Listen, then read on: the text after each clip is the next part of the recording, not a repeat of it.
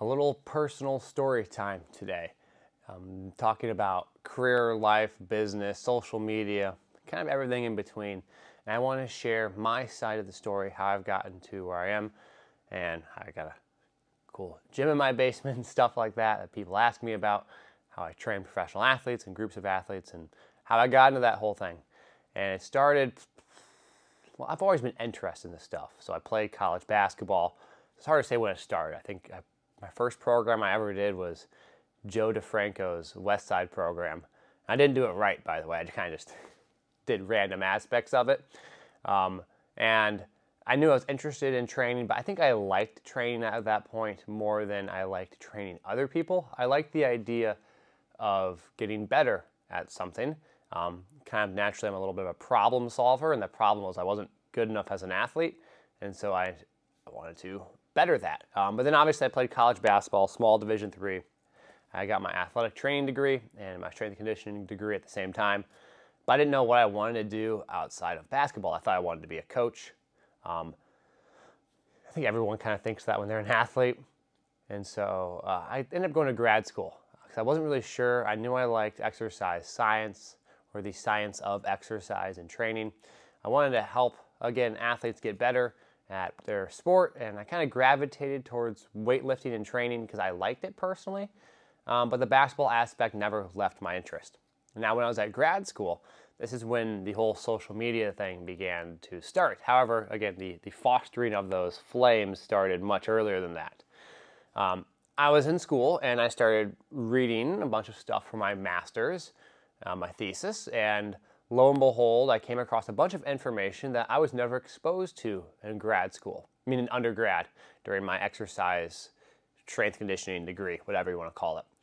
And I started reading a bunch of stuff that was very different than what I had originally assumed. Remember, I first got started with Joe DeFranco stuff, not knowing what it was, by the way, just weightlifting. And Joe DeFranco does a great job of his stuff, but I didn't understand the intricacy of it.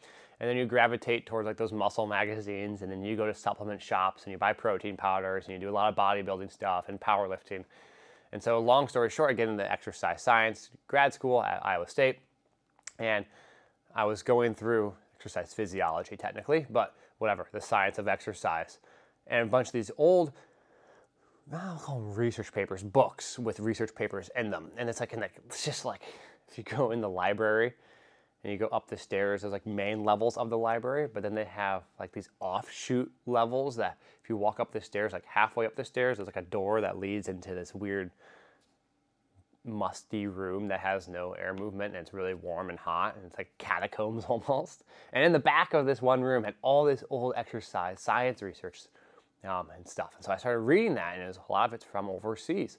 And the way they approached exercise science was very different. It was very much focused on athletics and the idea of performance, not just building muscle, which the Western views heavily towards just building muscle and strength, while overseas is very much towards athletics. So I got introduced to Pavel Komi, Verkhoshansky, and a lot of wonderful research. And when I was reading this, I was like, wow, there's a lot of stuff that I was never exposed to that I think is really interesting. So I want to share it. And so I started sharing it on social media, on Instagram, and people started to really like it. But at the time, I was kind of insecure or not really sure I wanted to do it. So I shared it without sharing who I was at all. I never put my face on any of the images. Never talked to anyone, never made a video myself, because I was just like, I just wanted the information to be cool and informative. But then lo and behold, it started to get some traction, and people started to ask who I was and what I did. So I eventually started to share stuff with myself. Now, this is in 2017. It's 2023 right now, so 6 years. Over time, it slowly grew, and opportunities came up where I did some podcasts, and I wrote a couple of books that were self-published. And then I obviously along the way had different career paths when I went back home. Then I worked at a private facility in Denver. And during this whole time, I'm still doing my social media stuff, growing my knowledge in another area of social media and that sphere of communication, and building my brand, for lack of better words. And then eventually I moved to Iowa, where I decided to take on this whole process of my own self-business aspect. Now, people think visually, they go, oh, he was working at a job in a facility and then just left and started his own facility.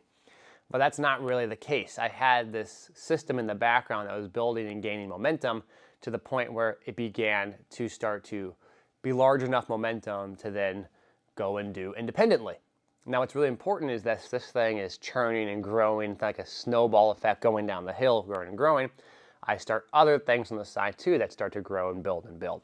And you're always open to opportunities that come up, because as someone who's on social media, who posts somewhat niche content, sports science is not the largest ranging content in the world. You have to find ways to continue to build areas of your development without relying on your main strength. That is like sports science. So like maybe I do sports science, but for longevity, because of the bigger audience and longevity, or sports science for people who, want to just get introduced into plyometrics and stuff. And so you start to kind of be like water, for lack of better words, and you meander side to side, and you might have streams and different outflows. Obviously, you have your main thing is your main thing, but you start to build off of that, because you might find certain opportunities to train certain athletes. I worked with Reed Travis, you guys have seen, and he came out and worked with me during 2020, 2021, something like that. And then after that, AJ Green, who's now with the Milwaukee Bucks, I was able to work with. And you start to build some clientele. But again, it's off of this like mainstream of there's a social media aspect, and then maybe you start to buy certain things for your training clients or the facility you're at, and you start to build momentum off of it. And so I think a lot of people externally see, what's the famous line, an overnight success, but it's 20 years in the making.